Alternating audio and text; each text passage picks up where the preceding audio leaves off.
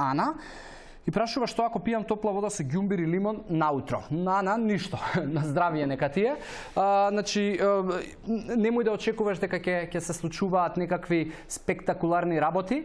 Најчесто она што и со Марко и Цеце во петокот го зборувавме дека луѓето се читачи на наслови. Ќе прочитаат топла вода со ѓумбир и лимон е многу добро од сабајле, било преак антиоксиданси, топи масти, сега сите го прават тоа за да си ги перат гревовите што ќе го јадат бурекот подоцна, но не функционира тоа во телото така. Тоа можеби ти ќе го најдобро е да го рачунаш како додаток во исхрана, али не како добар старт на денот или дека е напиток и продукт кој што ќе направи клучна разлика и е магично стапче.